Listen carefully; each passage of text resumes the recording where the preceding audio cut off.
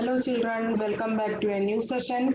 Today we are going to start new lesson, that is lesson number 9. The topic is reproduction in animals. In 7th standard you have learned reproduction in plants. You have learned about two types of reproduction, that is sexual reproduction and vegetative reproduction. Two types of reproduction you have learned for plants.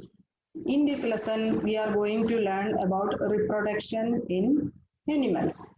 So first I am reading the paragraph which is given as introduction. Do you recall the process of digestion, circulation and respiration which you have studied in your previous classes? These processes are essential for the survival of every individual. You have also learned about the process of reproduction in plants. Reproduction is essential for the continuation of a species. Imagine what would have happened if organisms had not reproduced. You will realize that reproduction is very important as it ensures the continuation of similar kinds of individuals generation after generation.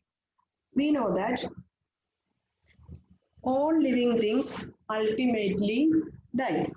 However, life continues from generation to generation because the living things can produce young ones of their own kind. So, reproduction is a process by which living things produce young ones of their own kind. We have learned about reproduction in plants. The same way, we are going to learn reproduction in animals. We have learned about different type of systems, digestive system, circulatory system, respiratory system, etc. in the lower classes. And all these systems are very essential for the survival of an individual. Out of this, any system stops working, then the organism cannot survive. But in a living organism, if one of the system stop working, organism will die. But if the reproductive system is not working, then also the organism is able to stay. However, without it, organism cannot produce offsprings or young ones of their own kind. So, reproduction is an important process for the continuation of similar kinds of individuals generation after generation. We are going to learn about reproduction in animals in this lesson, as we have learned previous classes about plants. Now we are going to learn about modes of reproduction. That is, which are the different ways the reproduction occurs in animals. Have you seen young ones of different animals? You might have seen many type of animals around us. We might have seen their young ones also. So one table is given in the textbook. Just we are going to complete that table. See, animal given young one. This we are learning from KG classes onwards. See, we know that human beings young one is called a baby. Cat young one is called a kitten. Dogs young one is called a puppy. And butterflies young one is called a caterpillar. Hens young one is called a chick. Cows young one is called a calf. Frogs young one is called a tadpole. This we are knowing. That means these all are the different animals given in the table, and their young ones also we have seen. Now, from this what we can understand? We can understand that some animals reproduce by giving birth to babies. Example, if you say human beings, cat, dog, etc. They give birth to young ones. Then some animals lay eggs from which their young ones are hatched. Example, if you say butterflies, hen, etc. They lay eggs and the eggs are hatched and young ones are coming out. Now, in Hydra, you have learned in smaller classes, the offspring come out of the parent's body or grows out of the parent's body. So, different organisms, that reproduction is in different ways. Now, just as in plants, there are two modes by which animals reproduce. These are sexual reproduction and asexual reproduction. That is, as we have learned in plants in reproduction last year, we are going to learn reproduction in animals. There are two types of reproduction. First one is sexual reproduction and second one is asexual reproduction. Now in first part we are going to learn about sexual reproduction. See, here is the same paragraph about the table. You might have seen the young ones of various animals are being born.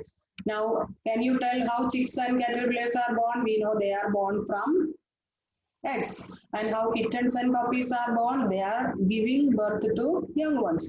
Do you think young ones look like the same before they were born as they do? Yes, that is, young ones look like their parents. Now we are going to learn the first type of reproduction, that is sexual reproduction. I am reading the paragraph, just go through it. Try to recall reproduction in plants which you studied in class 7. You will remember that plants reproduce sexually, have male and female reproductive parts. Can you name these parts? In animals also, males and females have different reproductive parts or organs. Like plants, the reproductive parts in animals also produce gametes that fuse to form a zygote. It is the zygote which develops into a new individual.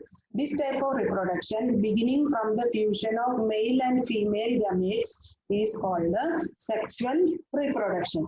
That is, there are two types of reproduction in animals, sexual and asexual reproduction. In most advanced multicellular animals,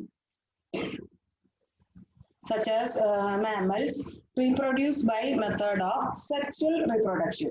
Sexual reproduction involves the fusion of male and female reproductive cells to form a fertilized egg that grows into an organism. As you have learned in 7th standard, in plants whose reproduction takes place sexually have male and female reproductive parts. We learned in last year that flower is the reproductive organ of the plant. Now in the flower we can see male part. What is male part? Stamen, and the female part, that is called the carpel. And the union of male reproductive cell and female reproductive cell result into the formation of zygote. And from that, new individual or new plants are developed. The same way, in animals also, males and females have different reproductive organs, and they produce male reproductive cell and female reproductive cell, which fuse or join or unites to form a zygote. The zygote is developing into a new individual. So this type of reproduction, beginning from fusion of male and female gametes, is called sexual reproduction. So there are separate male and female organs for sexual reproduction. An individual produces only one kind of reproductive cell or gametes. That is, male can produce only male reproductive cell. Female can reproduce only female reproductive cell. And the fusion of male and female reproductive cell result into zygote. So two parents, one male and one female, are required for sexual reproduction. Today we will conclude the session here. We will continue with the same lesson in the next video. Thank you.